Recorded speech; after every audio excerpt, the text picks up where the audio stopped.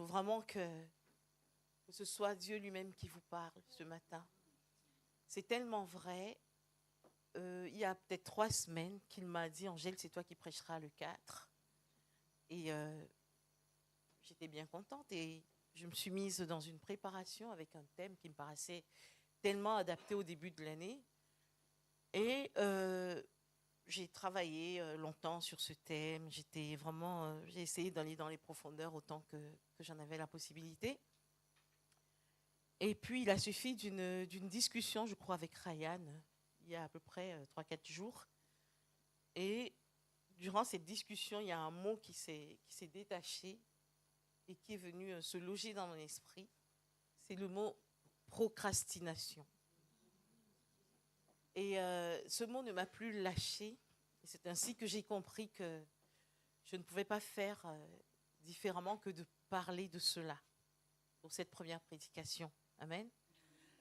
Mais alors, pour vraiment confirmer que c'est Dieu lui-même qui veut vous parler, je me permets de vous révéler que j'ai fait un travail en profondeur sur ce thème. Et ce matin, juste à la dernière minute, en enregistrant définitivement mon message, qui était tout propre, vous savez que je suis plutôt une bonne étudiante sérieuse, j'aime bien faire les choses et tout, mais ce matin, au moment d'enregistrer mon message, pouf, il a disparu. Il est introuvable.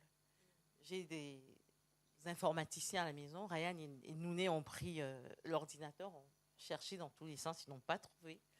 Dylan est venu à la rescousse, il n'a pas trouvé. Alors, je me suis dit, je vais être en paix parce que c'est vraiment Dieu qui veut vous parler ce matin. Parce que moi, personnellement, j'ai plus grand-chose à vous dire. Alors, bien aimé, chaque début d'année s'accompagne d'un flot de vœux. Bonne année, bonne santé, la joie, la paix, la réussite. Le monde entier célèbre le passage à une nouvelle année avec beaucoup de joie, avec beaucoup d'enthousiasme. On parle d'espoir, on parle de lendemain meilleur. Les résolutions se multiplient, les promesses se multiplient. Chacun parle de repartir sur de nouvelles bases. Et en général, ça dure quelques jours. Je pense que vous êtes d'accord avec moi. Très vite, l'euphorie retombe. À peine le mois de janvier écoulé, les anciennes habitudes refont surface. On est vite rattrapé par les factures. On est vite rattrapé par des problèmes de santé. Bref, c'est vraiment étrange parce que très, très étrangement, ce qu'on vit à nouveau ressemble à ce qu'on a vécu avant la célébration de la nouvelle année. Et c'est cette réalité qui m'a interpellée. Je me suis dit, c'est quand même très étrange. C'est vrai qu'une année, c'est une saison nouvelle sur le plan spirituel. On peut accueillir l'année comme une réalité nouvelle que Dieu veut injecter dans nos vies. D'ailleurs, je m'amuse souvent à regarder des prophéties d'hommes de Dieu. Alors par contre, il faut faire attention. N'allez pas regarder Nostradamus, n'allez pas regarder je ne sais quel médium. Mais par contre, il y a des prophètes, il y a des hommes de Dieu qui ont quelque chose à dire parce que Dieu parle sur les années. Dieu a des choses à dire chaque année. Donc, je ne sais plus ce que je voulais vous dire. Oui, j'étais en train de dire qu'une année, c'est quelque chose, c'est vraiment une nouvelle saison. Spirituellement, il faut l'accueillir ainsi. Mais n'allons pas croire qu'il suffit d'un changement de calendrier pour que notre vie se transforme automatiquement. Nous-mêmes, nous avons aussi un positionnement à avoir. Nous devons nous positionner. Nous devons accueillir l'année nouvelle avec un élan intérieur, avec une quête qui nous conduit à dire qu'est-ce qui n'a pas marché, qu'est-ce qui peut permettre que ce que je vais vivre cette année soit différent de ce que j'ai vécu l'année dernière. Nous aussi, nous avons notre mot à dire. Nous avons des choix à faire. Nous avons un positionnement à avoir. Et c'est de ça que je veux parler ce matin. C'est de ça que le Seigneur veut vous parler ce matin. Et c'est ainsi que le message vers lequel Dieu m'a orienté concerne, ou plutôt vous invite, vous et moi, nous invite à faire, ou plutôt à décider désormais de bien gérer le temps que Dieu nous donne. Amen. La bonne gestion du temps. Voilà, parmi toutes les résolutions que nous pouvons prendre, voilà une résolution qui, sur le plan spirituel, est très puissante. Les années ne font que passer. Que faisons-nous de ces années? Que faisons-nous des années que Dieu nous donne? Donc, décidons désormais de faire une bonne gestion du temps. Et c'est là la résolution spirituelle à laquelle je nous invite en cette nouvelle année. Et puisque nous devons faire une bonne gestion du temps, il y a un danger dont nous devons nous débarrasser. C'est là qu'intervient ce fameux mot, celui de la procrastination. Amen. Donc, voilà deux axes du message, de ce qui reste du message que le Seigneur m'a donné. Et je pense qu'au travers des quelques clés que je vais vous livrer, je pense que vous serez suffisamment équipés pour démarrer cette année. Tout d'abord, la bonne gestion du temps. Pourquoi? Parce que le temps que Dieu nous donne, c'est un don et c'est une responsabilité. Le temps n'est pas seulement une succession de jours. Le temps est un don de Dieu. C'est un don que nous devons accueillir comme quelque chose de précieux. Le temps, ce n'est pas seulement une succession de jours. Le temps est un dépôt sacré que Dieu confie à chacun de nous. Amen. Dieu confie ce dépôt aux jeunes. Vous les jeunes, Dieu vous donne le temps pour vous construire, pour bâtir, pour apprendre, pour faire des choix. Aux aînés, Dieu donne le temps pour transmettre, pour encourager, pour affermir, pour bien d'autres choses encore.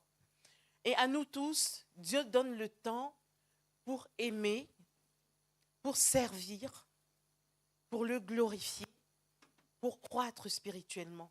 Parce que la croissance spirituelle, ce n'est pas une question d'âge. Même à 2 jours de sa mort, on peut encore croître spirituellement.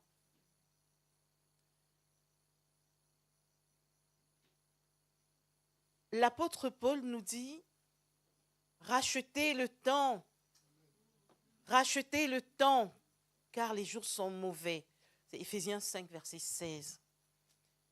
Rachetez le temps. Ce n'est pas le seul passage, il y en a un autre aussi où cela est affirmé.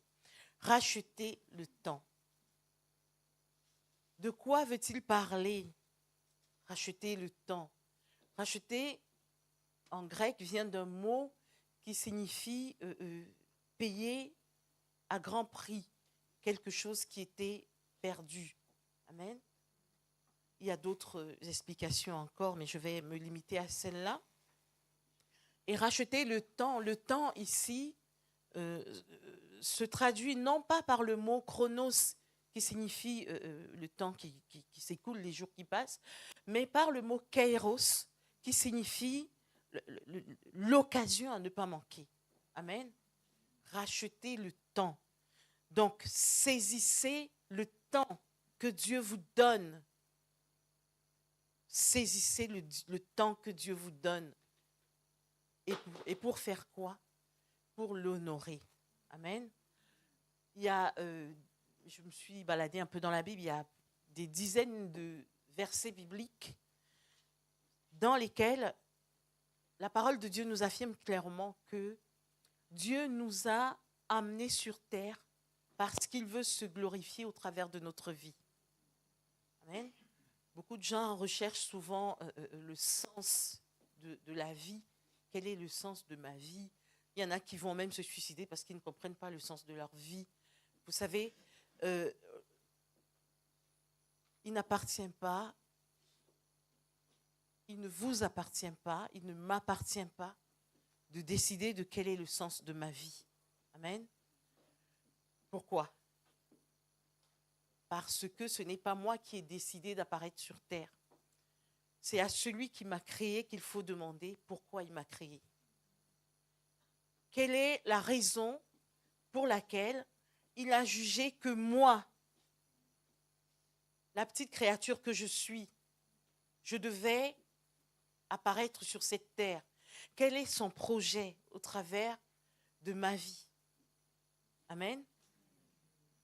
Donc, plusieurs passages bibliques nous disent que Dieu nous a créés pour des raisons qui le concernent lui. Ce n'est pas pour nous. Non.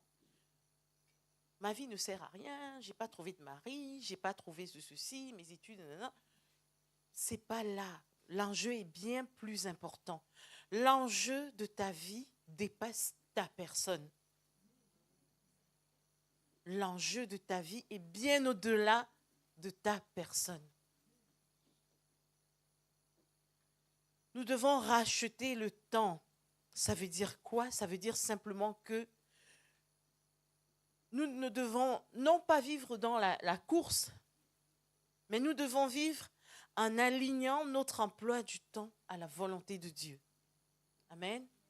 Nous devons vivre en donnant la priorité à l'intérêt de celui qui nous a créés. C'est ainsi que nous donnons la valeur à notre vie. C'est ainsi que nous donnons de la valeur au temps que nous passons sur cette terre. Et vous savez que votre vie ne vous appartient pas. Vous savez que ce n'est pas vous qui décidez de la durée de votre vie sur terre. Nombreux sont des versets bibliques qui affirment que, avant même que vous n'apparaissiez sur terre, le Seigneur connaissait déjà le nombre de jours qu'il avait accordé à votre vie. Amen. Donc, qu'est-ce qu'on peut en déduire? Si notre vie ne nous appartient pas, ça veut dire simplement que nous sommes de simples gestionnaires de notre vie. Nous sommes des intendants. Amen. L'intendant n'est pas le propriétaire. L'intendant, c'est celui à qui on confie un bien et on lui demande de faire fructifier le bien. Il en va de même en ce qui concerne le temps que Dieu nous donne. Il en va de même en ce qui concerne notre vie. L'intendant, c'est celui qui rend compte au propriétaire. Le propriétaire, c'est Dieu. Le propriétaire de notre vie, c'est Dieu. Un jour, il arrivera que toi aussi, tu rendes compte de ta vie. Ton Dieu va t'appeler, il va dire, mon enfant, il est temps que tu me dises comment est-ce que tu as utilisé le temps que je t'ai confié. Comment est-ce que tu as utilisé le temps que je t'ai confié? Est-ce que tu m'as honoré? Je t'ai créé à ma ressemblance. Est-ce que tu m'as ressemblé? Pendant tout le temps que tu as passé sur terre, est-ce que ceux qui t'ont observé ont compris que c'est moi qui suis ton père? Comment est-ce que tu utilises le temps que Dieu te donne? Telle est la question que tu dois te poser en ce début d'année. En te disant que la meilleure utilisation que tu peux avoir de ton temps, c'est dans des actions qui honorent ton Dieu. Pasteur Frédéric a pour habitude de dire que partout où nous allons, nous sommes des ambassadeurs de Dieu. Nous devons, même dans notre lieu de travail, nous devons travailler pour Dieu. Amen. Bien sûr, nous travaillons pour avoir un salaire à la fin du mois, mais pendant que nous sommes là, nous devons être, comment dirais-je, nous devons être comme un signe pour les autres, ceux qui nous observent. Nous devons quelque part les intriguer nous devons les attirer, nous devons les pousser à se dire, mais il a quelque chose, il a une lumière dans sa vie, il y a quelque chose qui m'intrigue. Hier, je discutais avec ma belle-fille et on était en train de constater ensemble que chacun de nous représente peut-être la seule chance que son voisin aura de connaître Jésus-Christ. Peut-être que ce collègue n'aura jamais une occasion de connaître le Seigneur que le fait de t'avoir rencontré toi. Donc tu comprends quelle est ta responsabilité. Amen.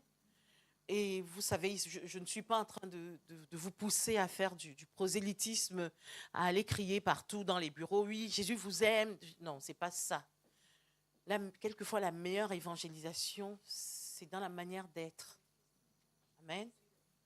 Voilà. Donc, voilà ce que je peux dire sur ce premier point.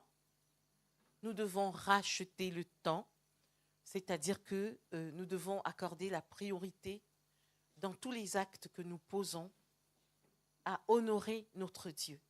Le plus important, c'est cela dans notre vie. C'est vraiment le but suprême de notre vie auquel nous devons utiliser notre vie. Il y a une différence, vous savez, dans la vie quotidienne, quand on dit racheter le temps. Par exemple, le matin, oh là là, au lieu d'aller au boulot, je suis plutôt allée faire les soldes, je suis allée dans les magasins. Donc l'après-midi, il faut que je rachète le temps. Donc il faut que je fasse le travail que je n'ai pas pu faire. Il faut que je fasse que j'actualise. Bref, il faut que vraiment, vous savez, c'est quantitatif en fait. Alors que dans le sens biblique, racheter le temps, c'est d'abord qualitatif. C'est à quoi? Quel est le but ultime de la dépense de ton temps? Amen. C'est d'abord qualitatif. C'est ça. Et du coup, dans le sens biblique, même le fait de se reposer peut être une manière de racheter le temps. Donc, je ne suis pas en train de vous dire qu'il faut être dans une activité intense. Ce n'est pas la course. Je ne vous invite pas à la course.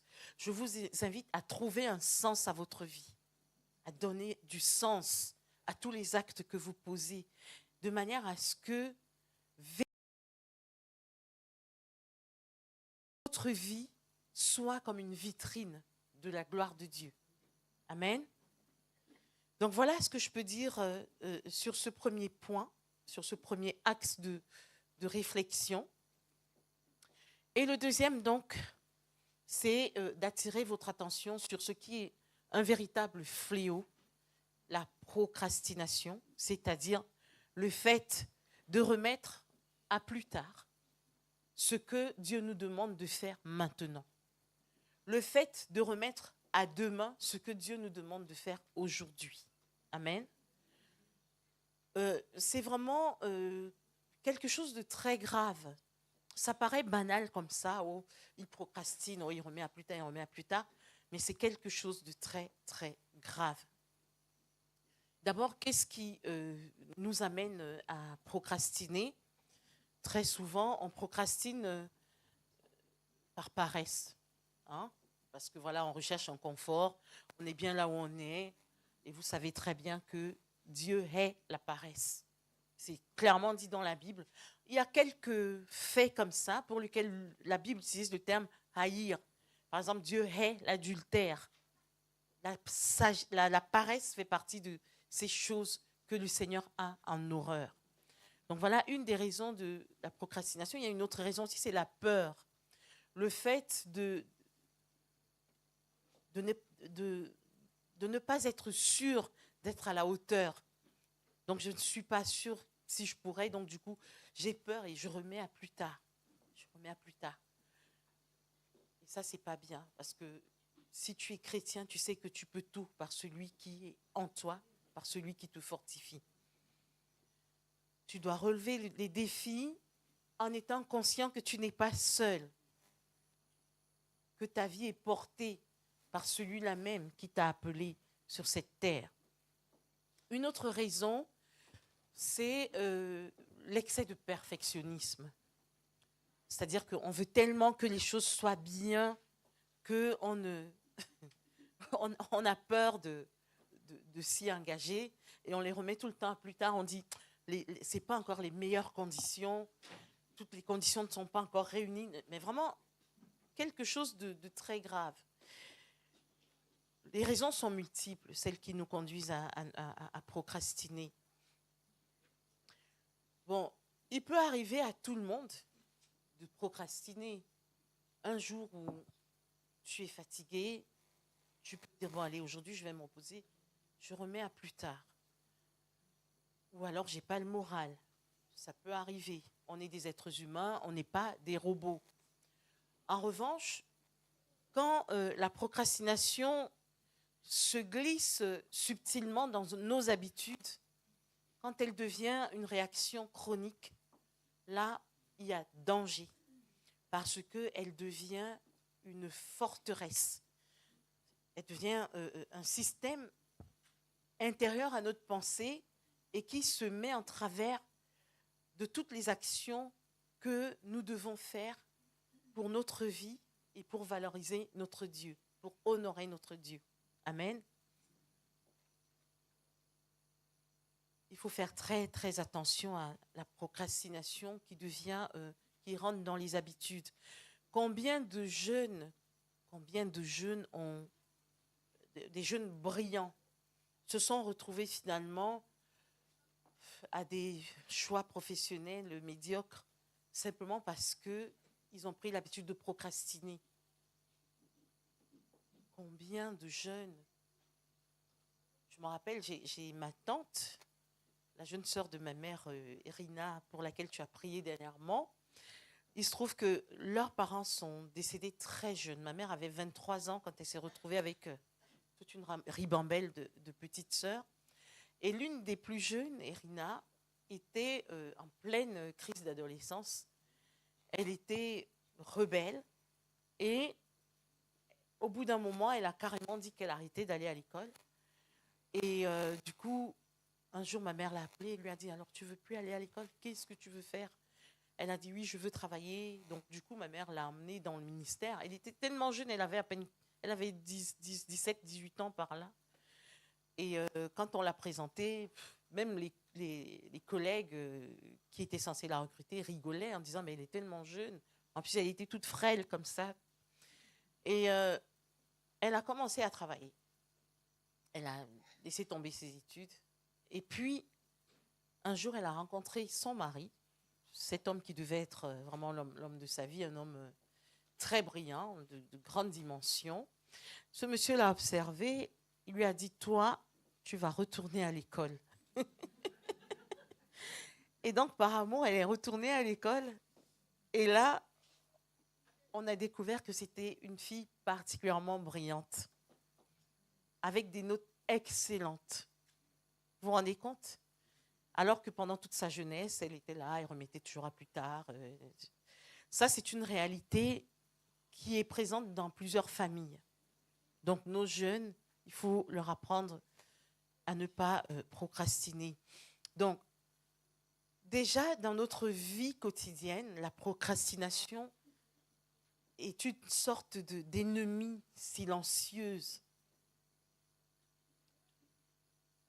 Souvent, elle commence par une phrase anodine. « Bon, allez, je ferai plus tard. Je ferai plus tard. » Ça paraît banal, ça paraît anodin. Mais concrètement, ça se traduit par quoi? Par des responsabilités que l'on repousse, des décisions que l'on évite de prendre, des relations que l'on néglige, des projets que l'on abandonne. Vous savez, la Bible nous avertit avec sagesse. Il y a plusieurs versets bibliques qui traitent de ce sujet. Et il y a un qui a attiré mon attention, c'est celui qui dit, c'est Proverbe 13, 4, verset 4, qui dit « Le paresseux désire, mais il n'a rien. L'âme des hommes diligents est rassasiée. » L'âme des hommes diligents, ceux qui agissent, ceux qui posent les actes au bon moment, comme il faut. La procrastination au quotidien ne nous vole pas seulement le temps, elle nous vole aussi la paix, elle nous vole la joie, Elle nous vole les occasions que Dieu nous donne. C'est quelque chose vraiment de très dangereux. Mais la procrastination la plus dangereuse, c'est la procrastination spirituelle. Ça, c'est un danger encore plus profond. Quelque chose de plus grave, parce que cette procrastination spirituelle, elle touche notre relation avec Dieu. Elle bouscule notre relation avec Dieu. Elle déstabilise notre statut d'enfant de Dieu. Amen. Elle nous empêche d'accomplir ces œuvres-là dont la Bible nous parle, dont la Bible nous dit qu'elles ont été préparées d'avance pour que nous les accomplissions. Imaginez que nous soyons tout le temps en train de dire oui, les œuvres que Dieu a préparées d'avance, allez, je les accomplirai plus tard. Allez, je ferai plus tard. Allez, Très souvent, il arrive, moi, la première, ça m'arrive. Je prierai plus tard quand j'aurai le temps. Je préparerai la prédication un peu plus tard. Je m'engagerai quand je serai prêt. Dieu t'a montré ce que tu devais faire. Dieu t'a dit ce à quoi il t'appelle. On n'a plus besoin de t'exhorter, tu es persuadé de ça. Tu es persuadé du fait que tu es appelé, mais tu dis oui, je le ferai plus tard. Tu mets de côté, je le ferai plus tard. Je servirai Dieu l'année prochaine, je m'engagerai. Mais la parole de Dieu nous rappelle, c'est dans Hébreux 3, verset 15. Aujourd'hui, si vous entendez sa voix, n'endurcissez pas vos cœurs. Aujourd'hui. Il y a un passage dans les Actes, c'est au chapitre 24, il y a un gouverneur romain qu'on appelle Félix, devant qui l'apôtre Paul va faire c'est à la fois une prédication, un plaidoyer, une plaidoirie. Il va se déployer pour essayer de gagner son âme à Christ. Et Félix, qu'est-ce qu'il lui répond? Il lui dit, retire-toi. Pour le moment, retire-toi. Quand je trouverai l'occasion, je te rappellerai. Voilà la réponse de Félix.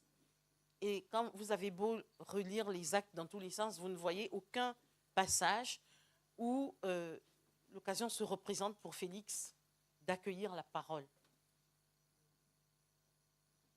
La procrastination spirituelle est dangereuse parce qu'elle donne l'illusion du temps. C'est maintenant que Dieu t'appelle. Comment peux-tu dire à Dieu oui plus tard? Et comment peux-tu dire à Dieu plus tard alors que tu ne sais pas si tu seras encore en vie demain? Est-ce qu'il n'y a pas un peu d'orgueil là-dedans?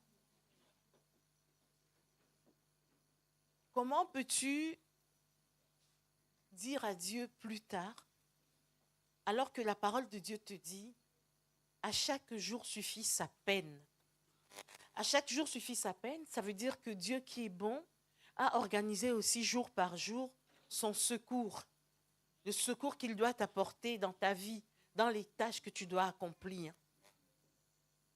À chaque jour suffit sa peine. Donc toi, la peine que tu étais censé affronter aujourd'hui, tu la décales, tu la mets à demain.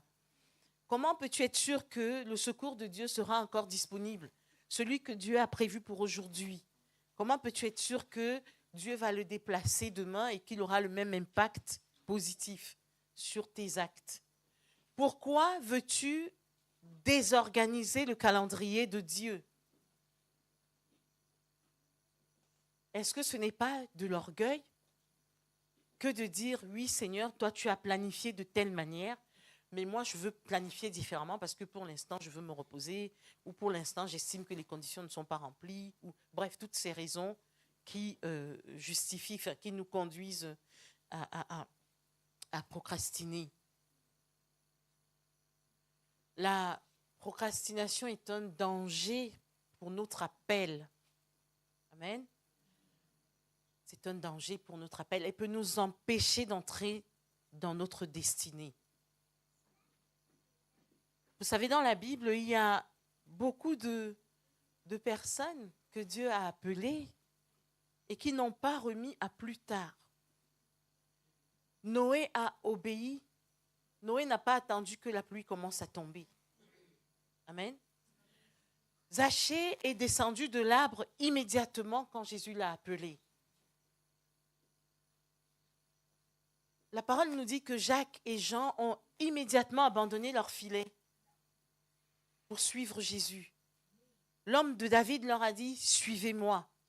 Ils n'ont pas dit « Oh, laisse-nous finir de prendre du poisson » ou « laisse-nous… » Non, ils se sont levés. Ils ont abandonné la source de leur revenu pour suivre Jésus. Si je prends l'exemple de Marie, quand l'ange lui est apparu, Marie aurait pu dire bon, écoute, c'est très beau tout ce que tu dis. Oui, c'est vrai, je ne suis pas contre, mais laisse-moi d'abord me marier parce que tu vois, ça ne va pas, une jeune fille, une vierge qui va tomber enceinte, ça a quand même quelque chose de bizarre. Vous voyez? Donc, Marie a dit qu'il me soit fait selon ta volonté. Mais vraiment, ce oui merveilleux. Je sais que dans notre monde protestant, on est très méfiant dès qu'on parle de Marie. Mais je tiens à dire que Marie, c'est une belle personne que nous devons aimer. Parce que son oui, le rachat de l'humanité est parti de son oui. Amen. Bon, maintenant, nous savons que c'est une grâce que Dieu lui a faite. C'est là où les catholiques, ils exagèrent un peu. Marie, c'est une personne qui a reçu une grâce. C'est une grâce. Vous savez que la grâce, c'est quelque chose qu'on ne mérite pas. Amen. Mais Marie a dit oui. Vous savez, il faut savoir saisir l'instant. Regardez, le voleur crucifié en même temps que Jésus, il a saisi le temps. Tac. Il a dit, aujourd'hui, je veux être avec toi. Ne m'oublie pas. Ne m'oublie pas. Jésus a dit, ce soir même, tu seras avec moi. Marcher avec Dieu, c'est savoir reconnaître les opportunités spirituelles que Dieu met à notre portée. Donc, bien aimé, une résolution pour l'année 2026, choisir aujourd'hui, en ce début d'année, non pas de multiplier les vœux, c'est très bien de multiplier les vœux. Amen. C'est très, très bien, mais Dieu nous invite ce matin à prendre une résolution spirituelle qui est à la fois simple et profonde. C'est que cette année, je choisis de ne plus remettre à plus tard ce que Dieu me demande de faire aujourd'hui. Amen. Je choisis de ne plus remettre à plus tard. Je décide de consacrer un temps régulier à la prière cette année. Voilà une belle résolution. Nous devons, en fait, l'idée ce matin, c'est de vous amener à comprendre quoi? Que vous devez faire du temps votre meilleur allié. Faites du temps un allié spirituel. Amen. Je décide de consacrer un temps régulier à la prière. Je décide d'agir rapidement quand l'esprit m'interpelle. Je décide de restaurer les relations sans attendre. Si j'ai un pardon à libérer, je n'attends pas.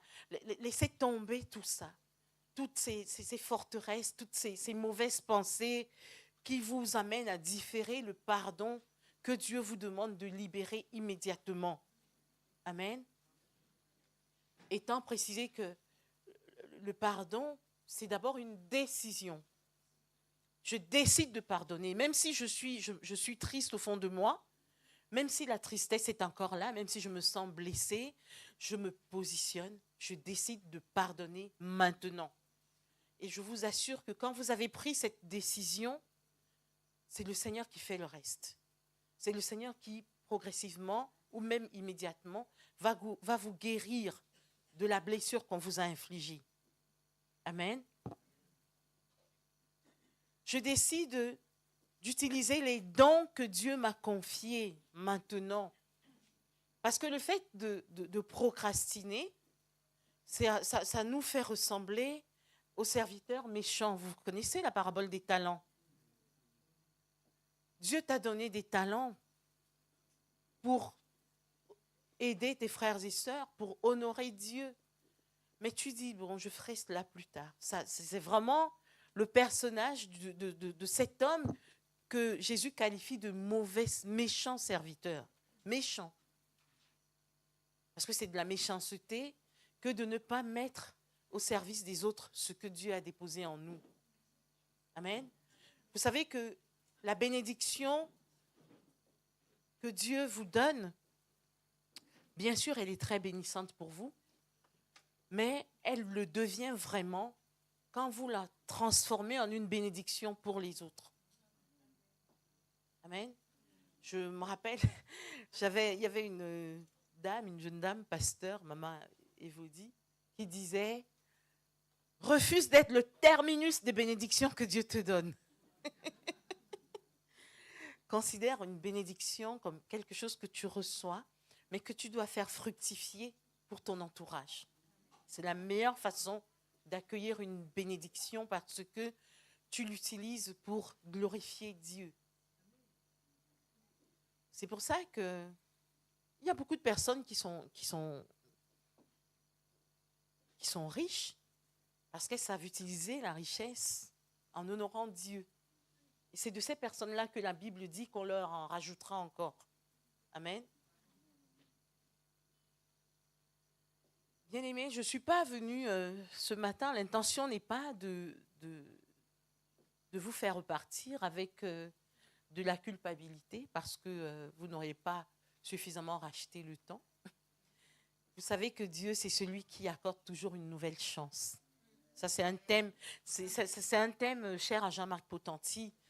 Dieu est un Dieu de nouveauté.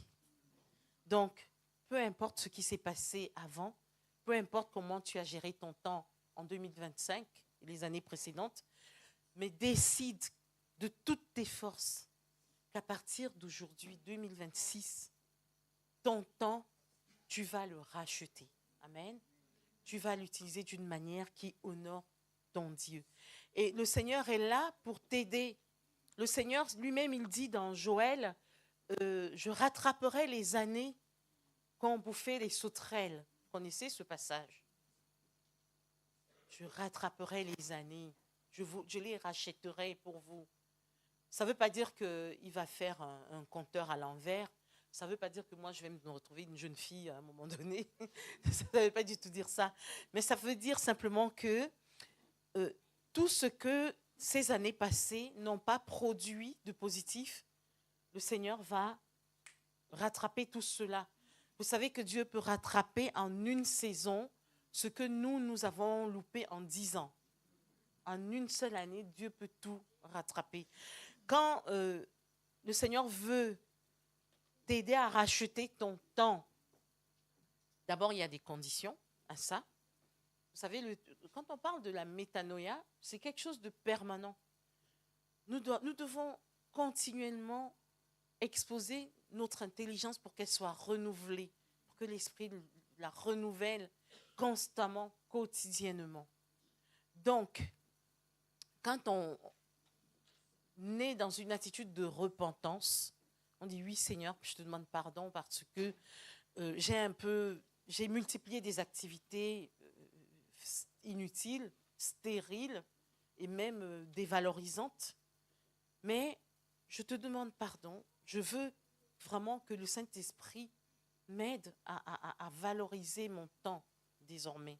Quand tu es dans cette démarche, quand tu es dans une volonté d'obéissance, quand tu es dans une volonté de t'humilier devant Dieu, de t'abandonner entre les mains de Dieu, le Seigneur va t'honorer. Et le Seigneur, c'est à toi qu'il dit, je rachèterai les années que les sauterelles t'ont volées.